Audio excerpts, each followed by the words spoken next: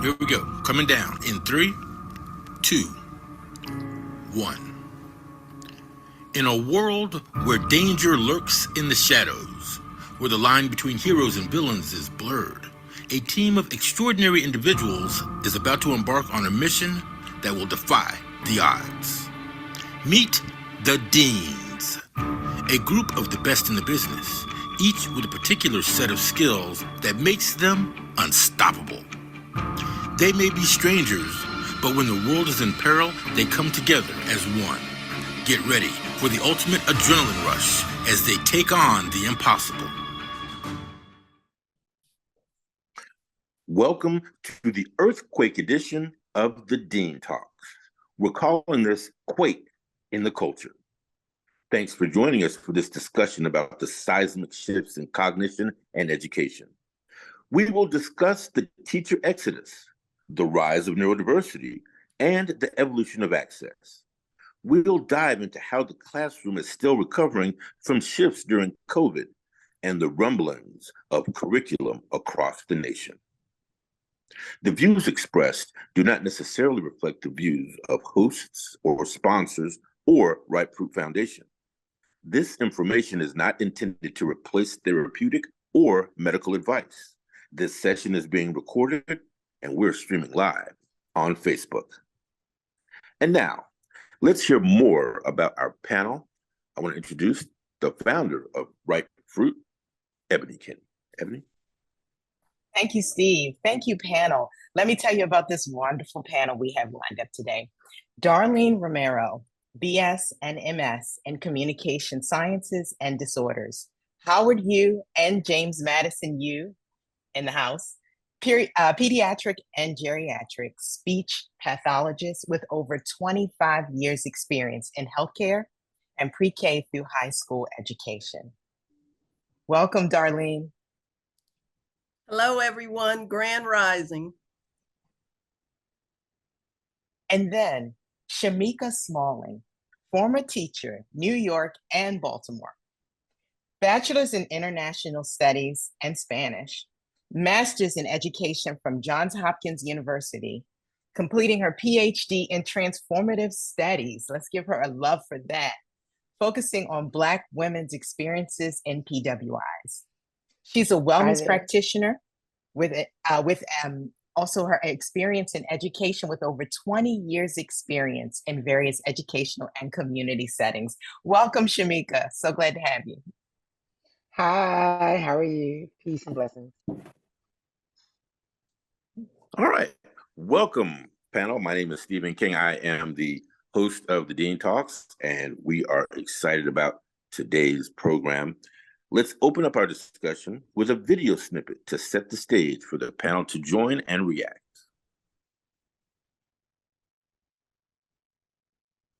I know over 20 teachers who have quit. 30, 20, 25. Teachers are quitting by the masses. Teachers that were just colleagues of mine were in tears coming to me saying, I'm so glad you got out. I've looked over, there's been kids in my class doing a full-on TikTok. You know what I'm saying? Like they doing dances and routines and hip rolls. That's a distraction. But it wasn't the heat that forced special education teacher Mary Lilly to ditch Arizona and move to Alaska more than a decade ago. What made it even more difficult was teaching in Arizona schools. Teacher and worker shortages across Central Florida schools. The school year's just beginning, but districts are already facing massive challenges filling vital roles. See what educators are doing to make sure your child isn't affected in the classroom. I don't know if I can do this. Like, I don't know how much longer I have in me. Am I burned out? Yes, I've been burned out for quite some time. That stress is compounding. I need a pep talk right now because I'm not sure if I can come back Monday at this point. Violeta Duran is a high school English teacher with nearly 20 years of experience. She's burned out, and she's not alone. According to a 2022 Gallup survey of more than 12,000 workers across 14 industries, including other high-stress careers like healthcare and law, teachers in K-12 education are the most burned out. Dan Grunwald is a teacher at Timber Creek High School. This is my third year. But the animation and arts of communication teacher was not in his classroom today. Sent home. Dan said school administrators asked him twice to take down this Black Lives Matter poster that's been hanging on his wall since last year. He declined to remove it both times. It was a directive to take the sign down, and by not, I'm going against that directive, but it's wrong. Do you think the adults that banned these books have read these books? Absolutely not. No, definitely not. Absolutely not. Because I don't think a moral compass could let you ban books that say equality and loving each other. These teenagers in York, Pennsylvania are standing up to the latest example of controversy surrounding history and race that is affecting a growing number of America's public schools. The school board cannot just silence our voices. Last fall, the all-white school board of the Central York School District unanimously banned a list of educational resources. All across our country, school boards are grappling with proposed changes to curriculum, and it's basically because of a false outrage about critical race theory, something that is basically only taught in law schools, and about children supposedly being groomed if they are taught that LGBTQ people exist. The battle is really intense in Virginia. From normal schools first established in 1685 to multiple intelligence schools of today, we keep tinkering with the model for what to teach and how to teach it. How is this a real conversation in the age of internet and information transparency? It is not. Hi, thank you so much for having me. I think for me, what becomes so interesting about hearing the conversation about entering it again is really hearing so many issues really being at the root of the problem and nothing truly being addressed that has to do with what is it that we're doing to educate the whole child and the whole person. So when I first entered teaching, it was 2003 in Baltimore City, and I actually taught in Maryland, I think DC and California in various ways, but I'm from New York. But what we noticed was initiatives would happen. And when I was doing my master's work in education, you would find it takes 3 to 5 years to actually see an impact of an initiative, but they would get changed after 2 years. They might get changed after 1 year. And then there were battles like, don't be a social worker in the class, or you had to deal with content and issues and resource issues. Then on top of that, the burnout issue is very real. And it's not only in education, it's across all fields, but every single field needs educators. Like, that's just the reality of things. And even when we're listening to the clip, politicians are making decisions about what's being taught in classrooms, right? And that's not how these things should be happening. And so for me, it's about looking at why are we, what is the purpose of education? And then really delving into, well, we're really talking about public education, because what's happening in private classrooms is independent schools is definitely not the same as what's happening in the public education system. So really the conversation is what is happening with people who are doing mass exodus in homeschooling, mass exodus to private and parochial schools, coupled with those people who know that they may be entering their child into public schools, but they're doing the work at home because they have the access and resources, which is another issue I think is a part of the conversation, access and resources. And because I know one of the deans is that neurodivergency, I really think that No Child Left Behind I was studying my master's degree during that time frame, like we were getting ready to enter these things. And my master's was about multiple intelligences, learning styles, and really looking at, well, what does the person need? If they don't have food in their household, if they don't have a place to live, if they don't have clothing, if there's mass lead poisoning, one of those, like that what's in the water idea, right? If there's literally dirty water, then the conversation about education is really about a public health crisis that we're trying to address.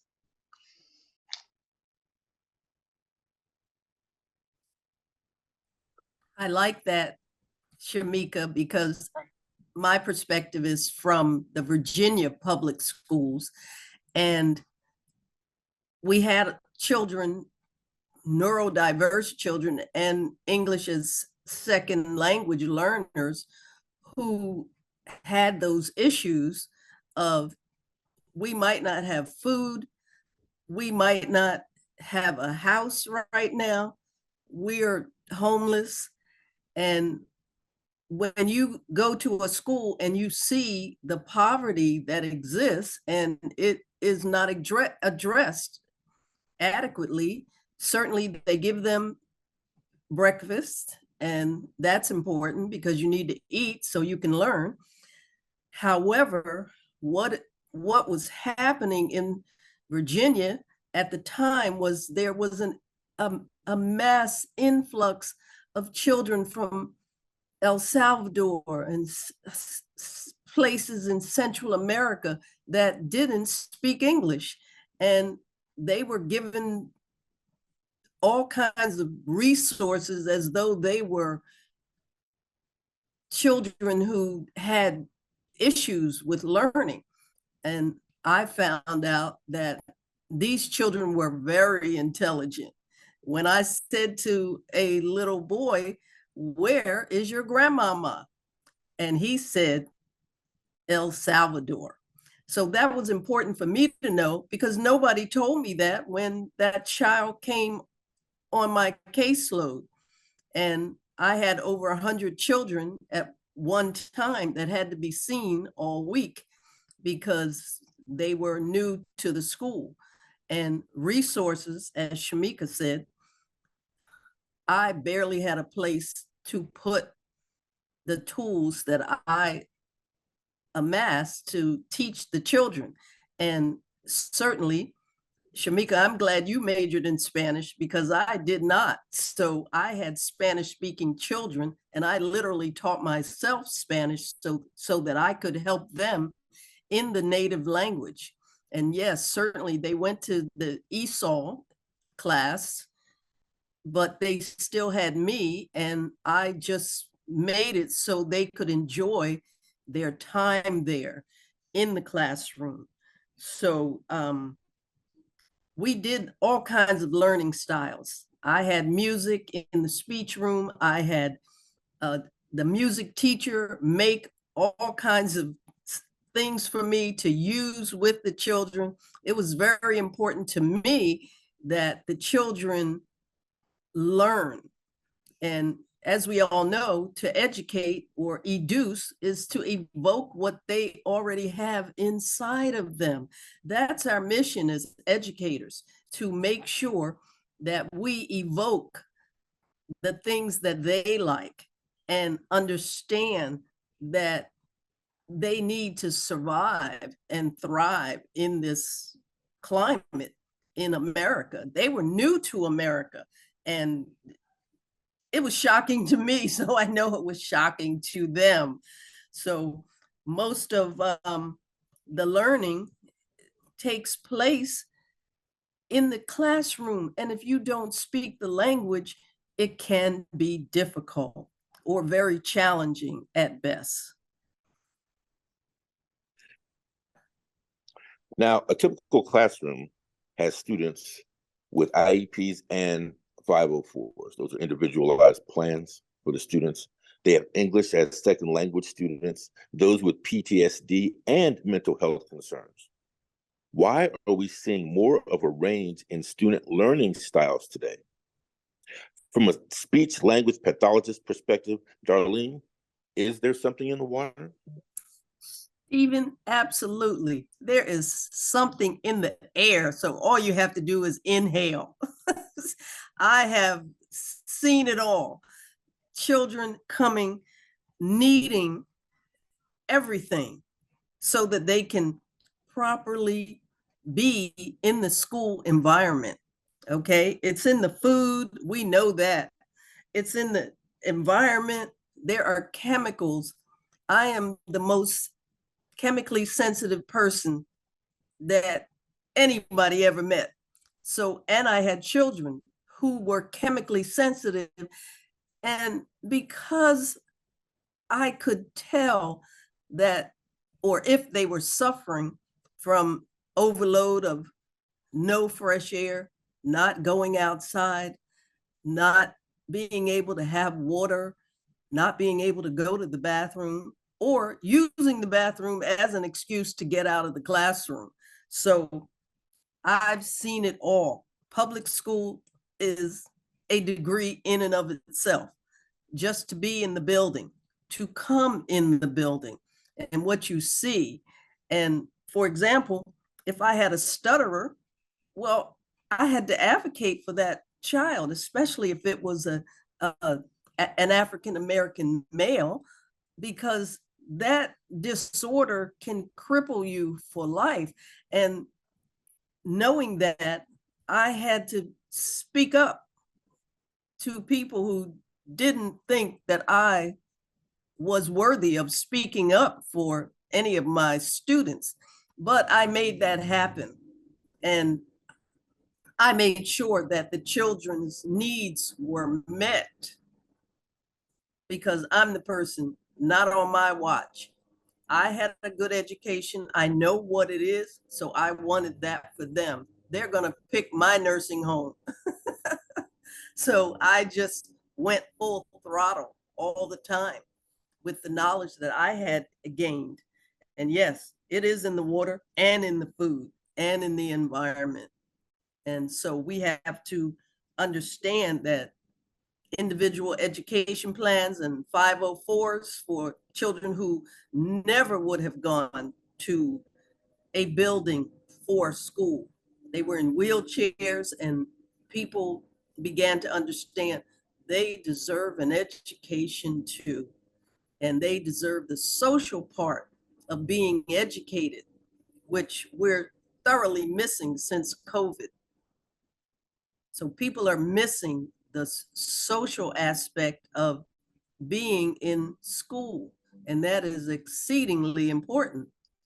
I'm just getting used to doing Zooms and talking to people over the internet. And it's really strange for me because I'm in my 7th generation on the planet, and I would like human contact. And if it has to be over a video, I'll take that over nothing. Thank you. I have a lot of feelings about that question. First of all, because Flint, Baltimore, like there's really something in the water, right? And we're not going to get into the conversation about whether or not these things have been done on purpose. Just like redlining, right? There's something in the real estate, there's something in the property value taxes, there's something in the way the education system is funded, there's something so there's that. I think that we are seeing, I feel like on the one hand, we are seeing more because the masks are off. So I'm seeing even in the chat, an audience member noting that they have a late diagnosis. And of neurodivergency. I have a late diagnosis of, I believe, ADHD, which really came out because probably the trauma of COVID, right? And and being a Black woman in America, et cetera, et cetera. So I do think the masks are off. I also think our blinders are off. So when I was doing my master's, I was one of the few people in my school who was actually writing like 8 variations of certain projects to really address students' needs authentically. Actually looking at the fact that we're acting like students who are in gifted and talented programs are not in special education, because that's exactly what that is. We're acting like students are not out of, and students and teachers and staff, because the other thing is we address the student and don't address the entire school environment, but everybody in the building is being impacted, and everybody in the building is impacting each other. So if the speech pathologist is exhausted, because if you said 100 in your caseload, I would have been cursing people out on your behalf in the school, seriously, because I was over there. You should see, I was like trying to do the math of 100. I was like, so 40 hours a week, nah, because teachers work 32 hours a week. I was like, how? There's no way. You know what I'm saying? So, but being out of touch with the earth, out of touch with each other, and out of touch with themselves, right? Those are very, very real things. So if we're not taught to be internal with certain thought processes, if we're not taught our own coping skills, wellness practices, really able to follow our own learning path, like has already been like Mama Dolly has already brought up, like you've already said. You mentioned following the student interests, right? A lot of Montessori schools, that's what they're doing. They're really just like following what the student's learning path is. But then you have this idea of special education when every child is special, right? So one of the initiatives I was doing when I was in school, I was a part of, was individualized student objectives, where they were talking about creating objectives for the students where every single student got to get their needs addressed. I don't think it was implemented perfectly, but I do think that it's a start. In addition to going back to the conversations around knowing resources. So I think we're seeing more things also because we know more. You don't know what you don't know until you realize you didn't know it, right? So if all of us in our well, only our fourth generation, so excuse me, but if those of us who were being raised in the 80s and 90s and early 2000s, right, are now having diagnoses, that means those things were not being seen then. If it's a late diagnosis, that means the diagnosis existed previously and it just wasn't being addressed, right? So we're acting like, not we're acting like, so that's a real factor. And then when you look at, well, what did you think was going to happen when everybody was being poisoned with lead and then had to grow up and have children? What did you think was going to happen when the children of the crack epidemic and the heroin epidemic and the, what's that other one? With the O, I forget. Opioid? That one. I was going to say the one the white people cared about epidemic, right? What did you think was going to happen when you put everybody without resources in the same places and then imbue them with drugs and then take the resources away from their schools and then wore out the teachers and then wore out the pathologists? So they decided they wasn't going to go to the school and weren't going to teach in the graduate schools because they don't want anybody to go in the education system. Like, what did you think was going to happen? So if things aren't being addressed, Dr. Edna Olive, when I studied under her positive behavior facilitation, like 20-something years ago, she said the crisis cycle is going to turn, the conflict cycle will turn into a crisis because it keeps on not being addressed and just getting bigger and bigger, right? That's the same thing with illness. And what is this? It's a community being ill.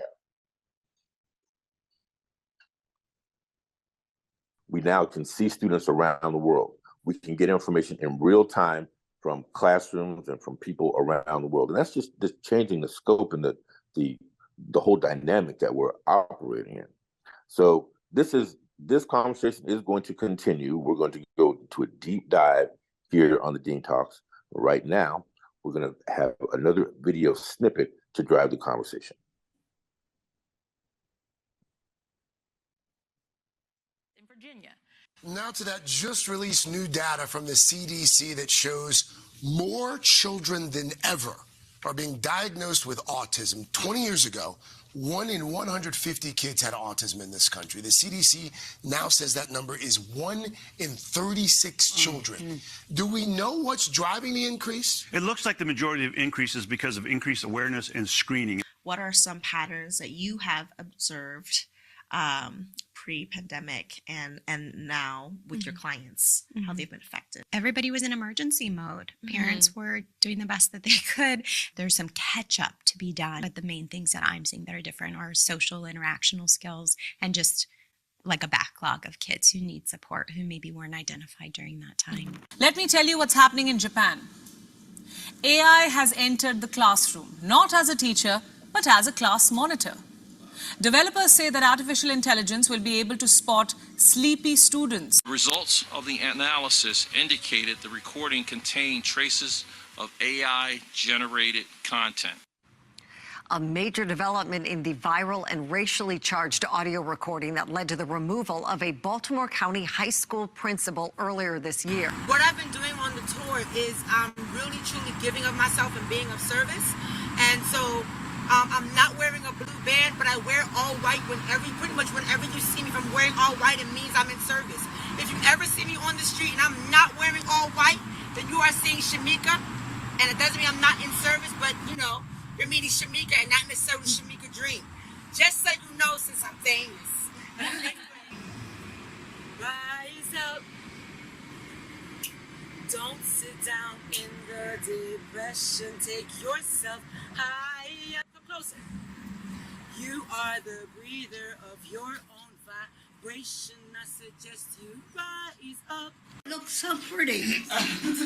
Actually, this social activity is fostering increased neuronal connections in their brain.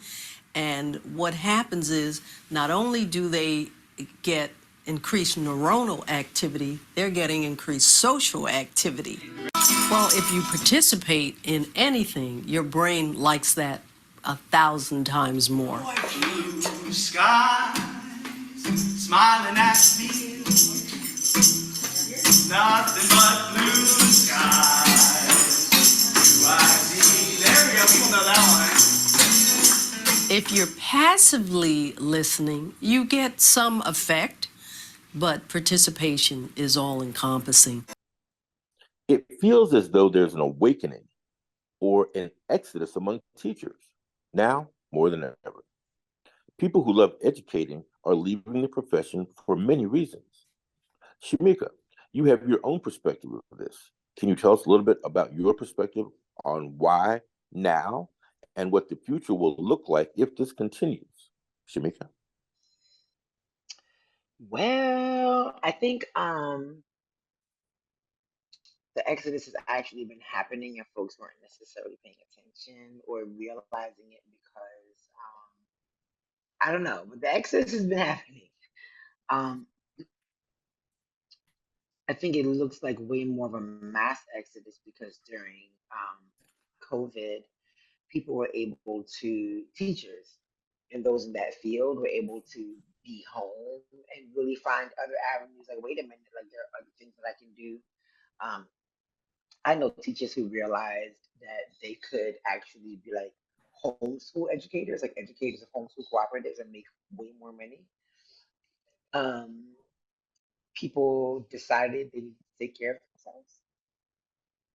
They see their family and friends dying at least too early, or just really real like it's different when isolation happens, right?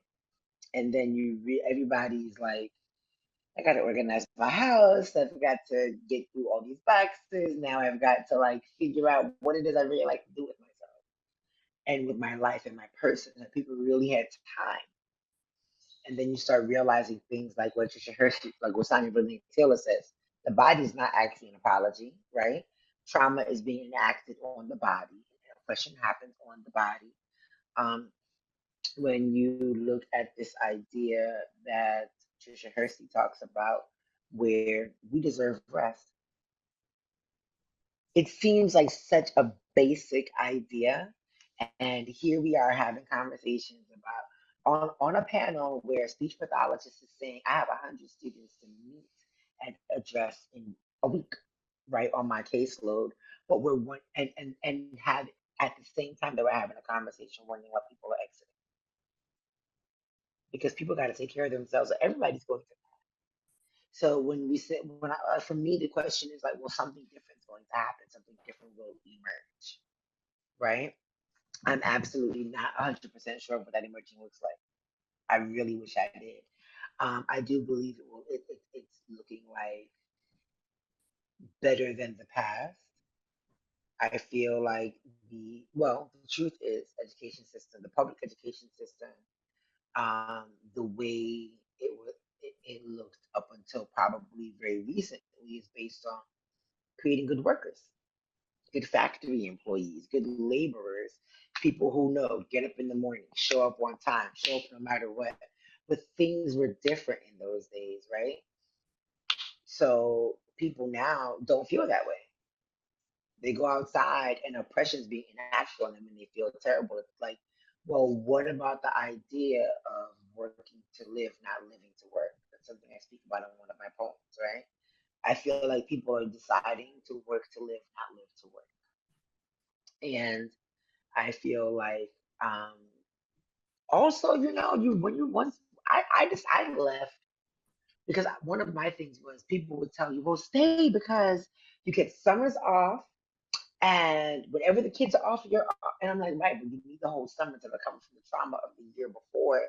And by the time you finally have gotten over the trauma and you go to one good barbecue, it's like 2 weeks course, you have to go right back to pre-season, so to speak, right, for the year, and that's hard. And people want their children to be happy, and a lot of folks started having children younger, and then when they started, well, at least students I was teaching, they were having children young. And when they're having those children young and they're seeing what their children are coming up in, and they say, I don't want my children to have the education I have, right? And then when you look at the age, this digital age, and everything is supposedly very big on the supposedly at your fingertips. You do have to know how to look for it though, so that's the part that gives me pause. Is that if you don't know how to do the research or what questions to ask, you won't know what to look for.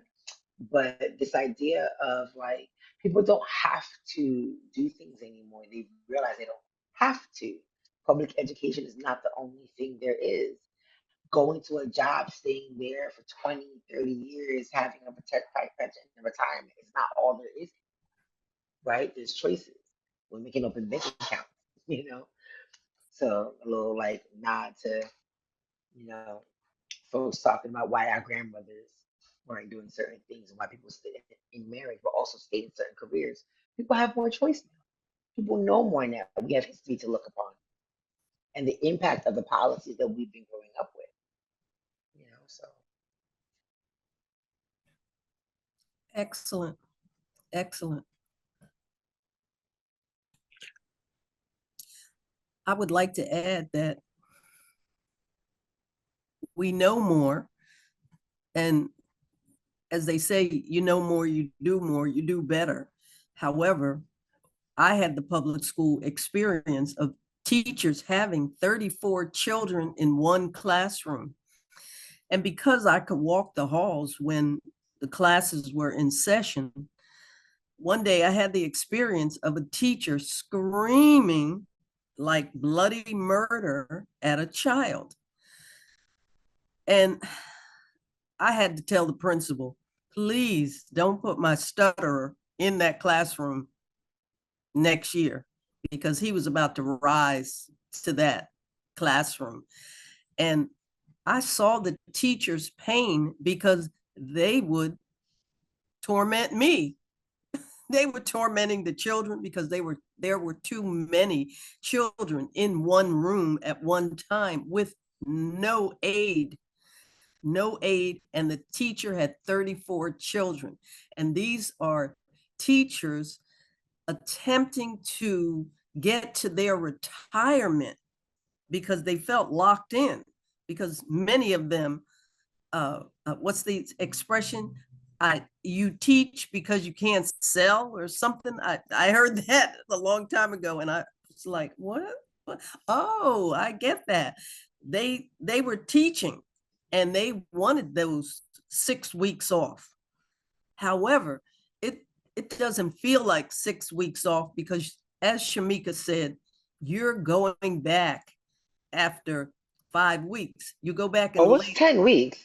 10 weeks or It's whatever 10 it weeks, was. but it feels like 6. Yes. And that is extremely important because you can't take a vacation any other time. Stephen? Some recent conversations about curriculum have happened over time, like in Texas, different math curriculums established in 1997, but other topics are new, like Florida's curriculum language that mentions the equity of being a slave and the statistic from Unite Against Book Bans that says the number of titles targeted for censorship at public libraries increased by 92% in 2023. Why are we now questioning what we have never questioned to this level before? And what do you predict will come of it? Panel. That's a real question. So I think that when we say, why are we questioning, the conversation becomes about perspective and positionality, because I've been asking certain questions for a long time. I think a lot of folks who were raised in certain households were just raised asking certain questions. The conversation around the equity of being a slave, the conversation around rewriting textbooks in Texas, is not about evolution of curriculum, but about the de-evolution of learning, about the de-evolution of attempting to tell truth. And what I mean by that is what was alluded to in the video by Simone Sanders, that critical race theory, which was, developed by Kimberly Crenshaw in the 70s, I believe, and literally used as a legal theory and strategy, has become something that is used to literally attack all of diversity, equity, inclusion, access, justice, belonging, etc. And it is the rolling back of so-called advances, and I say so-called because certain advances in the education policies in this country led to actually receiving worse education if you're a person of African descent. So Black people, I don't believe, are getting, at least in public schools, as good a quality just K-12 experience as they did when all their teachers were Black and all their teachers lived within 5-10 miles, and in the evenings you would run into teacher in the grocery store and it was in the community, right? But Brown v. Board of Ed changed things, and that is actually part of what's so racism, right? Racialized oppression, systemic oppression are why these things are happening. And I'm going to take a pause there. I'd like to take a pause there. Great. Just open it up. Great, Shamika. What that question took me to Amos Wilson. We've all known what this culture is about. Once you get to your 7th decade, there are no more mysteries, okay? And Amos Wilson said it best. This is white consciousness versus Black consciousness, because one individual group will often strive to shape and control the other group. And don't we know that? So with that said, we need to rely on the legal system, which has grown by leaps and bounds. I am so proud when I see the feminines and masculines who know the law and know how to use it in ways that will benefit our culture, okay? So we need to understand, yes, this is happening. This is reality. And they did ban thousands, maybe tens of thousands of books because they affirmed a Black person. For example, the Duval County banned the Roberto Clemente book because it talked about racism and how he was treated when he was playing baseball. My father played baseball. I remember going to Negro League baseball games every Sunday and just watching such a magnanimous show of games and professionalism and how people got along. And it was so wonderful. But I'll repeat, this situation, we need to get to the legal system to fight these battles. And as my sister said to me, that's what money is for, to throw it around and buy power, because that's what they've done. We just saw that with the Supreme Court and some decisions that they made concerning someone that is definitely, from our minds, knowing that he's guilty, but they said he's not. And so here we are in the age of narcissism, where people gaslight you and then tell you the moon is in your front, in your living room, at your front door. So, you know, you have to really put your mind into another consciousness so that you understand what's really happening in America at this time in all aspects, the judicial system, the educational system, the medical system. We have our work cut out for us. And as I say to people, I'm just fixing my lips to say, Madam President, because I know that she'll take us some places that some of these people have never imagined that we would take ourselves. Look at us now. Look at all of us who have worked so hard to do the right thing, to be honorable, to be respectful, to be worthy. So, like I said, the legal system is going to be busy. What suggestions can you give a neurodiverse student population on how to commit to courses all the way through to completion? And this is a question for both of our panelists. Yeah. So firstly, the first question is just, you can commit to not taking it. You don't have to, for me, right? I'm all about freedom. So don't commit to something that you don't actually mean to commit to. Like if it's like when I do consent work, I talk about an enthusiastic verbal yes, right? So if it's not something that you want to give, like, yeah, show up for the thing, but sometimes you don't have to. Because some people actually do need an in-person experience. If, though, you have made the choice and you've signed your name with the dotted digital line, right? And you've signed up, go ahead and set up where you're going to be doing it. What's your place? Put it in your put all the sessions in your calendar in advance, like when you're going to be working on it. If it's asynchronous or asynchronous means where you're just attending the course on your own time. If it's synchronous where you're attending a course live or with others, and it's virtual or digital, then I would definitely say make sure you eat beforehand, make sure you set up a time to take care of yourself in advance, that you have all the digital tools that you need, whether it's a big set of headphones or Bluetooth, that you charge your devices, and also that you have a self-care practice that involves some type of in-person activity, so or physical activity or meditative activity afterwards. So have your music and make sure you're comfortable, but also like make it fun for yourself. Excellent. My take on this question is that people need to study what they love, because I remember going to Howard University and we had to take a lot of things that we weren't really interested in, and I'm thankful for that, those courses.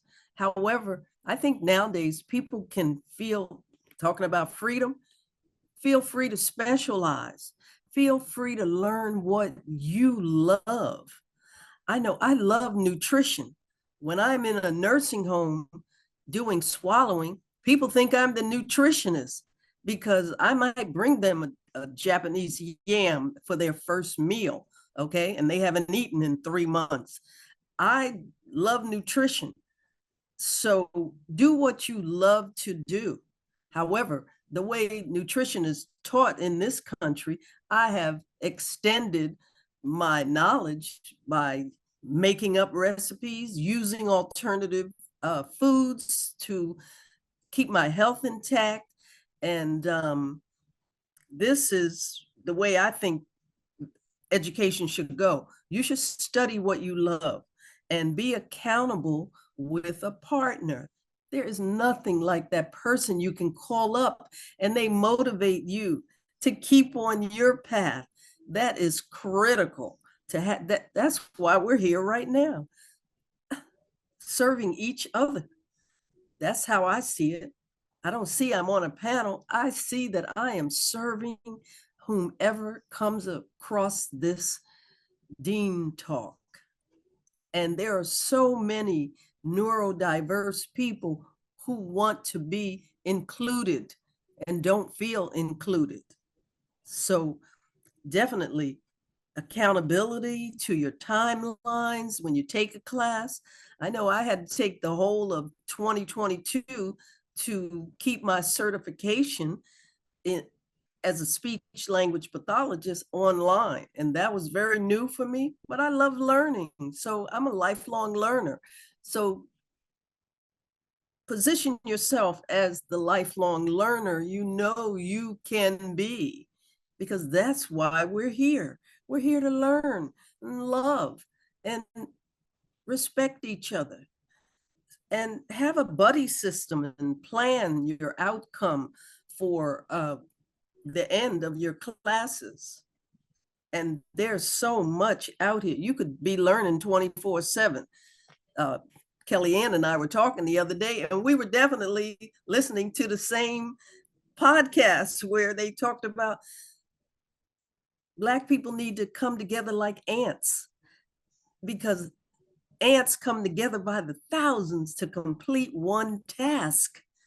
And I watch ants. If it's on my patio eating a beetle, I check to see how long it takes the ant colony to remove the beetle to wherever they take it. So learning, it's all around us. It's in our DNA. This is who we are as humans.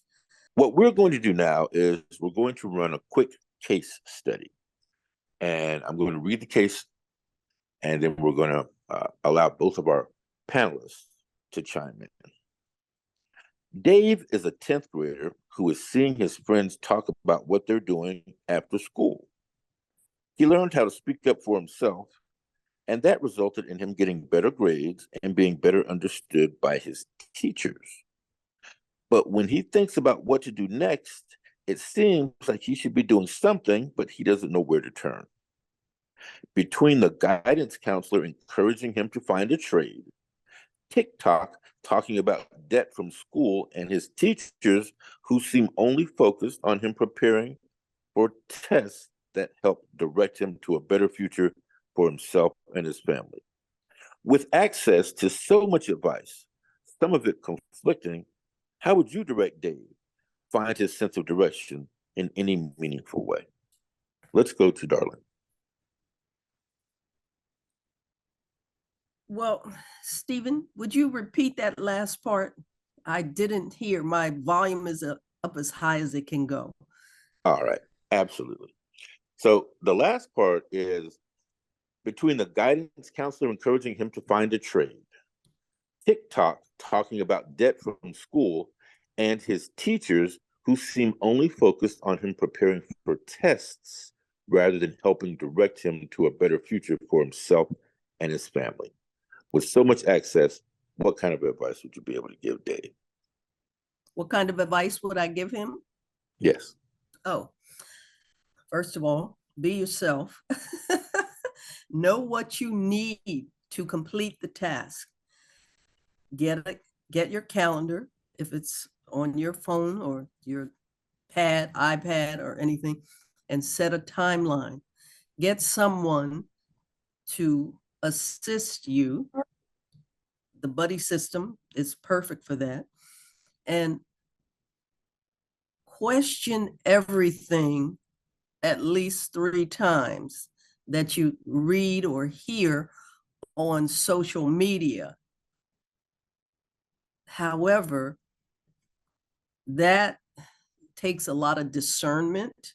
So he definitely needs adult assistance or guidance so that he can make the right choices while completing the assignment. If I heard you correctly, okay? Absolutely, yes. Yes. And that should take him to learning new information and assessing whether that information is real and useful and not just AI generated. Because I see what's happening now. AI is generating a lot of information and processes. And I'm getting used to that because nobody told us this was coming. They just, it's here. Your phone is taken over by Google. I didn't ask for that. However, I'm getting used to that and learning to use that. And your brain is, AI is one thing, your brain is another. People need to know that, because your brain is no joke. You can do things with your brain that you never dreamed you could. And I'm the person who tells people, you're the human. This brain, these neurons you generate and the dendrites that you create every time you learn something new and eat the right food and think the right thoughts, this brain will take you some places. So use the AI if you want to, but also use your brain. It wants to keep you happy. It wants to work for you. It does. It's part of you. So that's what I would recommend. Embrace your task, love it, and move on, move forward. We're going to hear from Shamika in a second, but Darlene, what you said, really resonated with me, because I am from the 1900s. We have I tell people all the time, like, hello, young person, I'm from the 1900s, and just how that sounds is just kind of like, really? It sounds like I'm from 8,000 years ago. I used to actually have to sit down and write a letter, and I would write the letter, I put it in an envelope, put it in the mailbox, and maybe, I don't know, 4 or 5 days later, the person would get it. They'd have to write the letter. So that's how we communicated. And now that's called snail mail. Snail mail. Yep. Yeah, that's called snail mail, because we now communicate electronically, and it's instantaneous, and that has changed our expectation from let's wait for it to I want it now. All these young people are graduating from school, and they'll come to their, wherever they're going, work. So they say, I have my degree, so I'm ready to be the general manager. Like, no, you're not. You don't have any of the experience that goes along with being a general manager. All right. We would like to hear Shamika's opinion on this question, on this case study, and I will refresh the question for you, Shamika. Okay. Between the guidance counselor encouraging him to find a trade, and we're talking about a 10th grader Dave, TikTok talking about debt from school, and his teachers who seem only focused on him preparing for tests rather than helping him direct him to a better future for himself and his family. With access to so much advice, some of it conflicting, how would you direct Dave to find a sense of direction after high school in a meaningful way? So it's funny that you asked that question,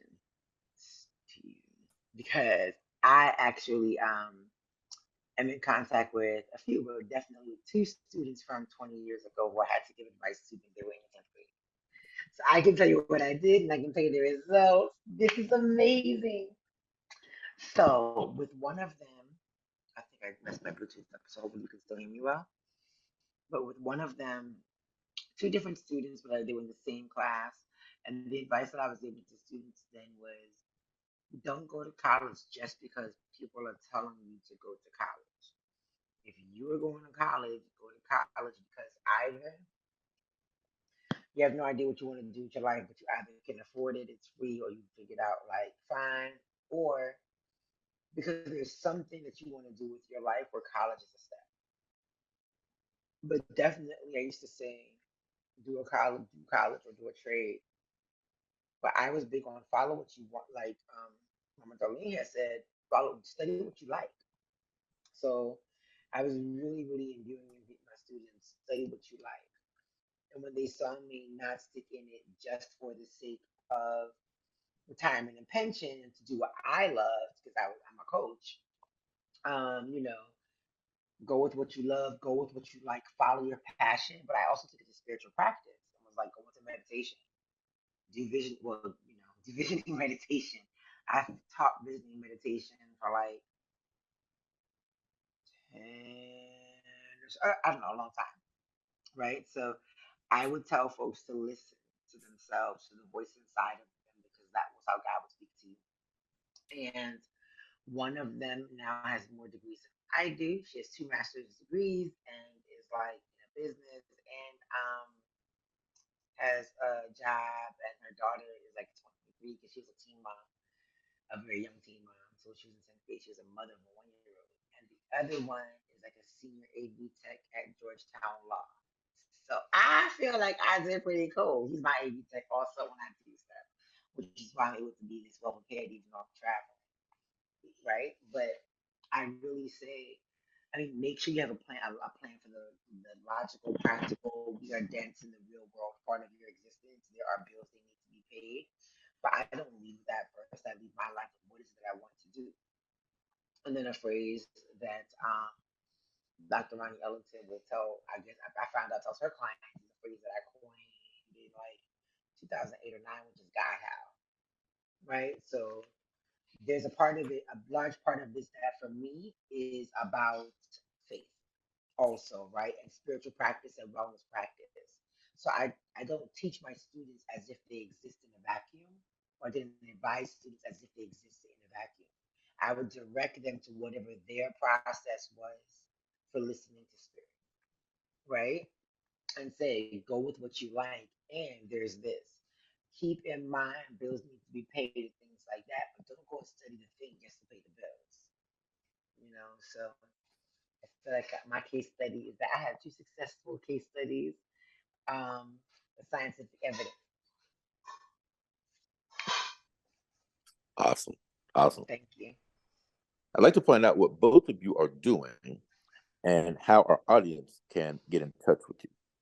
So, you know, ultimately, this will be housed at rightfruit.org. It's rightfruit.org. But I'm going to start with Darlene. Darlene, what are you working on right now, and how would our visiting listener viewers be able to get in touch with you if they have additional questions? Thank you, Stephen. I put in the chat my name and email address, and I am on Facebook. And I've been in Maryland for 3 years. I came here to take care of my sister who had to have 2 surgeries, and I just showed up. It was an emergency. So I just showed up, and I've been taking care of her. However, I did manage to complete, Kellyanne can affirm this, she's been my buddy, that I have all of the necessary documents, it seemed like it was 100 of them, to procure my Maryland license to practice speech pathology. So I'm pretty excited about this. I should hear from the board next week or 2, however long it takes them, but I got the necessary paperwork together to practice. And as you know now, my forte is the brain, and I deal with stroke.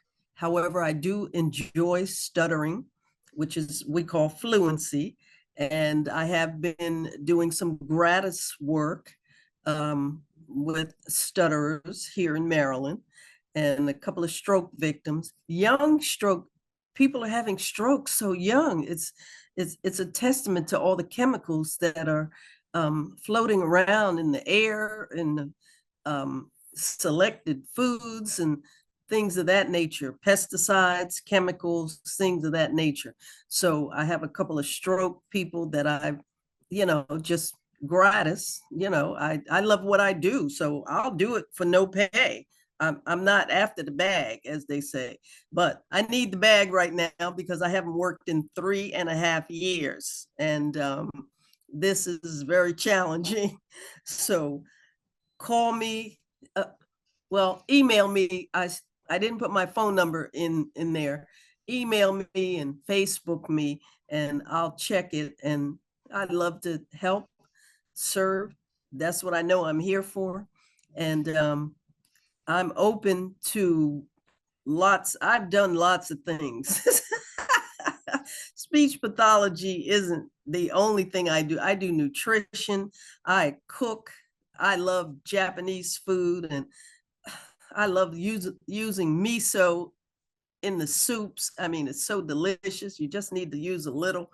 And I do other things that promote wellness. And my motto is, if I meet you, I like to leave you way better than I found you. And that's who I am. So call me anytime, text me. I love to go out, hug a tree. That's who I am. Okay. So you will be able to locate all of our panelists at riperoot.org.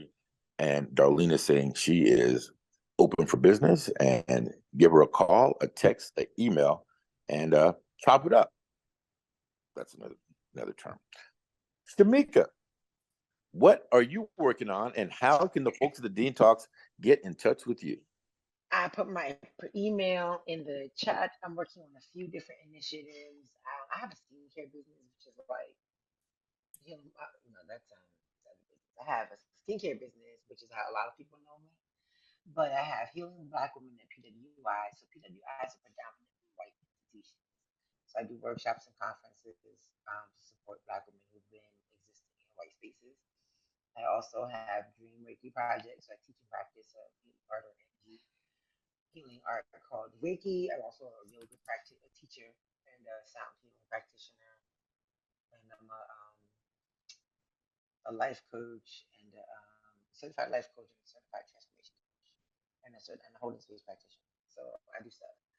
And so you can just send me an email, reach out. I also curate outdoor wellness oases where we bring yoga and Reiki and sound healing to spaces and basically turn it into outdoor paradise. So I'm working on a few things. My team is pulling all of the things together, and I'm sure I will see you again here at Right Food. And I'm also a poet. And artist.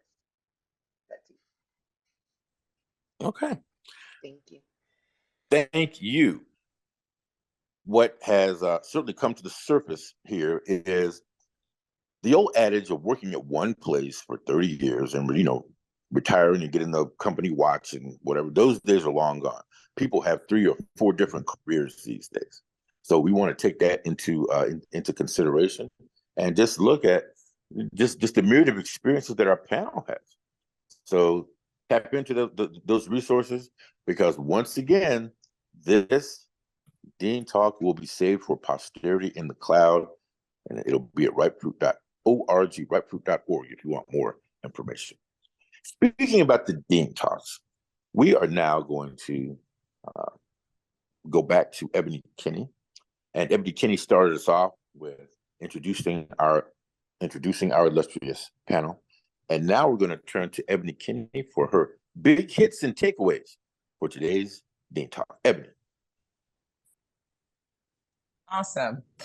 Thanks, Steve. First, I just want to thank this just wonderful panel. You all set a total vibe and really helped raise the conversation immediately to what we're really talking about, what's at the heart of it. So I just appreciate if you're present with us and you had some comments in the audience, feel free to raise your hand. We're going to try to hear from some folks in the audience. I know Skyza has been engaging a lot, so we heard a lot from you, but feel free if you just want to wave and say thanks. Some of the things that really resonated with me so much from the conversation is immediately here, we're talking about public education. Like, this is a conversation that could be happening in private and charter schools and things like that, but we're mainly talking about the types of problems that are coming up in a public school environment. And that, who would have thought, we're immediately talking about the public health crisis. It's mental health, it's physical health, and it's community health, and those things came up. But that we're talking about health within this conversation. You all talked about the social part, about being educated, how much work it takes. 8 different versions of lesson plans, I heard Shamika say at one point. 100 kids in your caseload, Darlene. So there's no thing like the easy route here. There's no thing like just doing the easy thing. This takes the work. So I think we talked about twice exceptional. I heard come up in this conversation, where kids are gifted and they also have challenges, and then let's figure out what they need together. So we talk a lot about it, and I'm glad to hear that it was relevant and and that this is a group we didn't leave out of a conversation about the changes that are happening in and around education. We heard some references to individuals we need to look up. We got our homework, Tricia Hersey, Amos Wilson, even Roberto Clemente's life story. I think you said it's either a book or a movie that we really need to check out. So we have our homework to do. So I heard the practical advice about, having a buddy system and using the tool Focus Made and putting the events on the calendar. But I also heard the spiritual advice about finding the voice of God, finding the higher guidance that's there for you to know what to do next. And it's not too soon for a 10th grader to figure that out. And I heard Shamika talk about her wins with the 2 10th graders. I celebrate that with you. I think we all do, because mentorship is too few and far in between. Not enough folks are still mentoring. Not a few folks that even look like the individuals that may be having the issue aren't mentoring. So I'm going to launch a poll, and then Skies, I saw you came on camera. Is that you just wanted to wave, or you just want to wave and say hi? She's been engaging a lot and supporting the work. And I also feel the need to, did you want to say something? Yes, I just wanted to say thank you. A lot of this resonated with me. I have my actual book for sign language and Vietnamese here. So it's kind of like when they were talking about languages, this is a whole conversation. Thank you. Thank you, Skiza. Appreciate your presence, appreciate your support. Yeah, lots of love.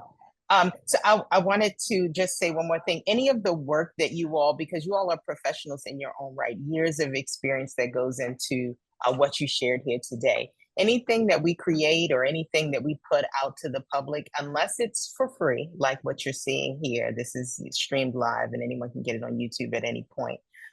We re-engage with you all to see, would you like to co-publish? Would you like to co-author? In fact, right now there's a co-authoring effort for the first 2 years of Dean Talks. So, know that this is your sowing seed into what's going to sow back into you, and that this is done just to further those who need it the most. And if there's some place where we can take it further, then we're talking about co-creating on a project. So we appreciate you donating your time to this, and we can show you better than we can tell you how grateful we are to re-engage. So I'm gonna turn it back over to Steve, and thanks for listening. Thank you, Ebony. We would all, I guess we wouldn't be here if Ebony Kinney wasn't here, because she founded Ripe Fruit, and I've been with Ripe Fruit for more than going on 3 years now, and I'm very passionate about the initiatives. I'm very passionate about making sure that we keep this collective of intellect and experiences together so that we can all learn. All the stories that I have are important to development. All the stories that have been shared throughout all the Dean Talks, including this one, are very important for development. So without further ado, we are going to conclude this Dean Talk. It's been fascinating, it has been engaging, it has been very informative. My name is Stephen King. You can follow the Dean Talks as well as the Ripe Fruit Initiative at ripefruit.org. That's ripefruit.org. Thank you all for attending. Thank you all for listening. And we will see you again soon on the next Dean Talks.